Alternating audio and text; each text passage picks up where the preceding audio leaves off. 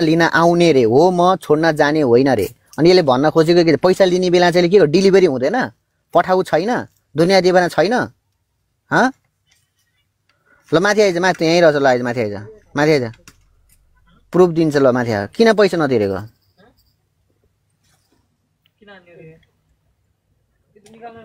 Fame कमाउने बेलामा, name कमाउने बेलामा, अगाडि पछाडि हिँड्ने बेलामा गर्ने, अनि दुनियाँको पैसा त बिचरा इनोसेन्ट मान्छेले अरूलाई गिफ्ट दिए भनेर उ गर्ने, ठग्ने, स्क्यामर। यस्तो अरे क्या दाइ, ल लुगा पुर्याउन जाने होइन त्यो कुरा। आइज माथि आइज, तँलाई संस्कारको कुरा गर्छस् नि, संस्कारको कुरा नगर। खाने बेलामा घिच्ने होइन, रिक्वेस्ट गर, मैले तानिराखेको छु त, किन मेरोमा त्यो भएको छैन? माथि आइज, माथि आइज।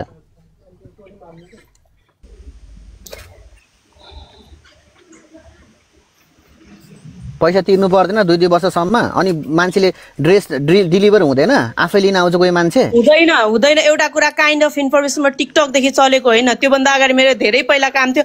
अनि अर्को कुरा, लेजेन्ड भनेर नाम राख्ने, फोटो चाहिँ राख्नु पर्दैन। फोटो राखेर के हुन्छ? फोटो राखेर के हुन्छ? फोटो त मेरो रियल फोटो त्यो दाढी पालेको मेरो रियल फोटो, तेरो रियल फोटो अलि स्टडी राम्रोसँग गर्नु पर्यो भाइ, कुरा बुझेर बोल्नु पर्यो हैन? त्यो व्यायाम गरेर हुँदैन। मेरो कुरा सुन, पहिला धेरै नबोला तिमी। पैसा खाने बेलामा खानी, अहिले 2-2 वर्षसम्म बिचारा खान पाए, घिच्नु पाए भने भागेर हुन्छ। नजारा नै यसलाई किन झारेको? माथि आइज, माथि आइज, पैसा खाएर ठुलो कुरा गर्छेस्? तँ साला रियल आइडीमा आएर पैसा खाएर दुनियाँको पैसा खाँदै हिँड्दै गर्छेस्। तँ तेरो र त्यो अभिषेक छक्का, तेरो बुढो होइन अभिषेक छक्का, साला रखेल, अभिषेकको रखेल ठुलो कुरा गर्छेस्। मुख छाड्नु परेको तँलाई? पैसा खाँदै हिँड्छेस्, इनोसेन्ट मान्छेको। त्यो इजरायलमा बस्ने दिदीले गिफ्ट दिनु पर्यो भनेर तँलाई पैसा पठाएको थियो होइन?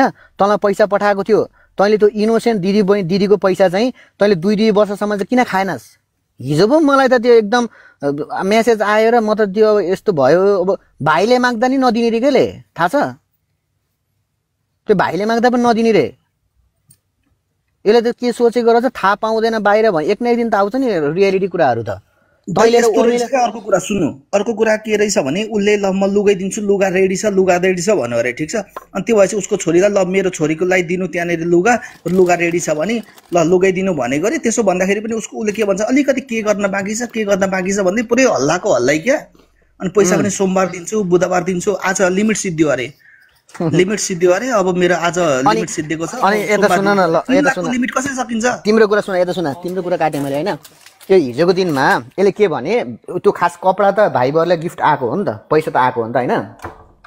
अनि यसले चाहिँ के भने, डेलिभरी हुँदैन, आफै लिन आउनुपर्छ अरे। त जाँटी हिजोको दिनमा सेल्फी खिच्ने बेलामा, तँलाई लाइक फेम चाहिने बेलामा, तेरो भ्युवर्स हुने बेलामा चाहिँ तँलाई चाहिँ तिनीहरूको अगाडि पछाडि हिँड्दै सुँग्दै मेरोमा फलोवर्स बढाइदे, मेरोमा रिपोस्ट गरिदे, मेरोमा लाइक बढाइदे भन्दै यही मान्छेले तँलाई सपोर्ट गरेको होइन जाँटी?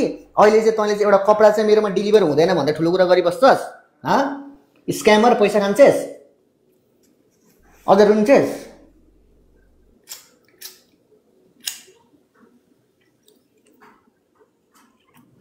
किन डेलिभरी हुँदैन? हिजोको दिनमा त तँ आफै घरमा जाँदै त्यो बिरयानी, मटन बिरयानी, चिकन बिरयानी खाँदै बसेको होइन? हो कि होइन भन् त? हो कि होइन? अगाडि पछि डिजाइनर बनेर हिँडेकोस् कि होइनस्? साला तिमीहरू यो अभिषेक छक्काको मनमुटाव हुन्छ, त्यो हुन्छ, अनि त्यहाँ उ गर्छेस्। ल हेर यो ठुलोमा राख्छु भाइलाई।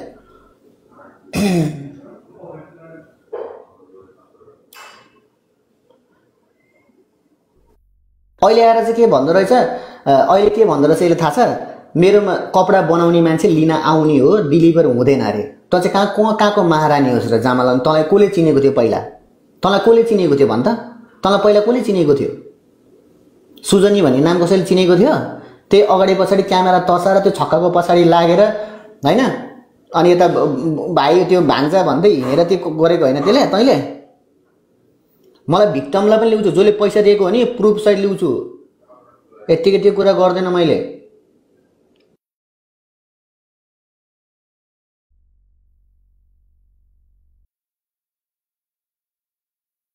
यहाँ बिजेत हुन्छ थाहा छ? कति बिजेत हुन्छ विचार गर्नु।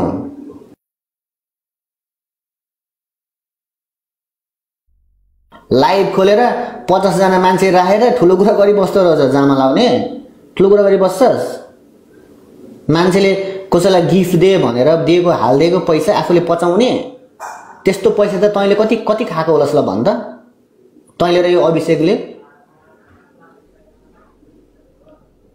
साला बिजेटीहरू आफ्नो मान्छे भनेको साला सब चोर स्क्यामरहरू पैसा तिर 2 दिनभित्र तिरेनस् भने तैँले चाहिँ तेरो फोटो आउँदा बित्तिकै चाहिँ तैँले फोटो आउँदा बित्तिकै चाहिँ किन त्यो दिदीलाई कल गरिस् भन त ल किन कल गरिस् म आज मेरोमा क्युआर चलेको छैन मेरो चलेको छैन म मन्डेसँग तिर्छु मेरो फोटो हटाइदिनु भनेर किन रिक्वेस्ट गरिस् लक्के भाइ त्यो दिदीलाई त्यो के भन्छ रे त्यो भनेको पनि रिक्वेस्ट गर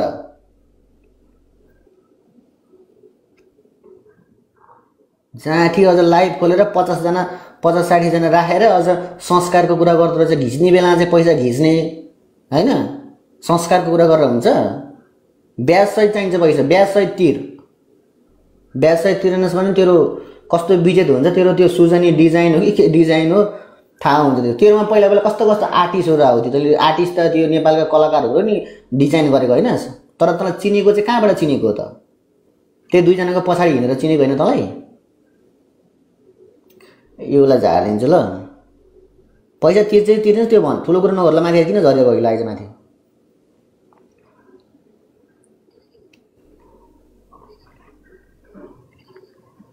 आइज माथि आइज पछि ट्रस्ट गरेर पठाइसकेपछि दु गर्नु पर्दैन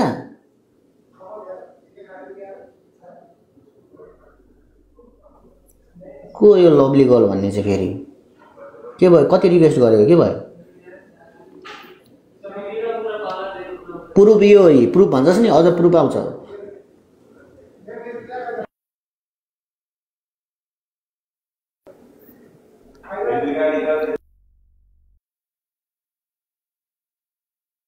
डेलिभरी हुँदैन रे यार कस्तो सेन्स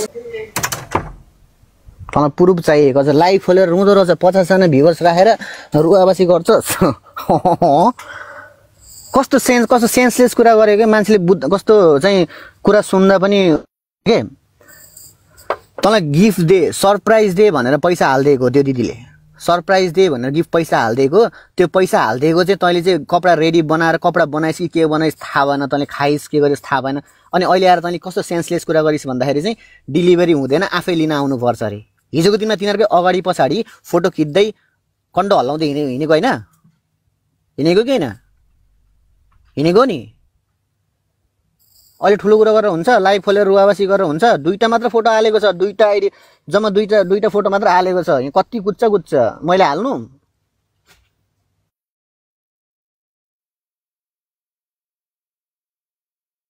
त्यो यस्तो नेपालभरि विजेत हुन्छ नि फेरि त्यसो विचार गर्नु अनि यो लाइभ युट्युबमा पनि चल्नु पर्यो चल्छ होला सायद हैन अभिषेक खड्काको फ्यामिलीको आम्दानी चाहिँ के छ यिनीहरूको चाहिँ यिनीहरूले के चाहिँ काम गर्छ कहाँबाट चाहिँ यिनीहरूलाई पैसा त्यत्रो काठमाडौँमा बसेर साला दुनियाँ दिन कहाँबाट आउँछ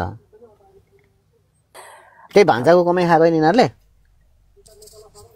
उल्टै हेरेसमेन्ट गर्ने उसको त टिकटक भिडियोबाट पैसा आउँछ युट्युबबाट आउँछ उसकोसँग ट्यालेन्ट छ उसलाई मान्छेले माया गर्छ आउँछ उसँग तिमीहरूसँग चाहिँ योसँग चाहिँ एउटा त्यो गोर्खे खुकुरी भन्दै त्यो छोरी मान्छेले भन्दा पनि अझ बत्तर नाचेर चाहिँ फेम कमाएको होइन त्यही भाइ उसको नाम बेचेर साला मोडलिङ पनि त्यो भाइले कति कुराहरू त्यो नाइ गर्दैन भनेर त्यो फेमहरू लिएर चाहिँ गरेको होइन जामा लाउने साला भोलि दिन लाएर चुरीदारहरू लाएर हिँड मुला म्युटमा नबस् बोल उठे आएर यहाँमा लाइभमा आयो बोल यस्तो ब्ल्याकमेल गर्दो रहेछ नि यिनीहरूले मलाई त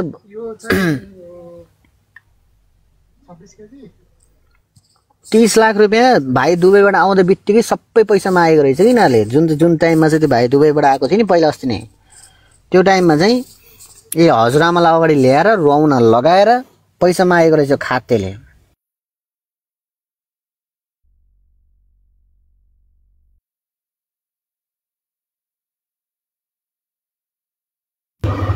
तिमीहरूको बुढाबुढीसँगै बस अब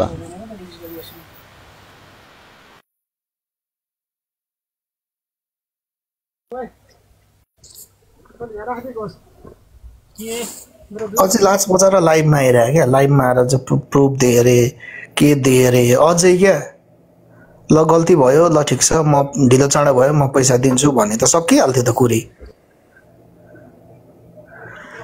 ऊ माथि लागेको आरोप क्लियर गर्न लागेको अरे क्या लाइभमा चाहिँ खाने बेलामा चाहिँ खाने भने आरोप लाग्यो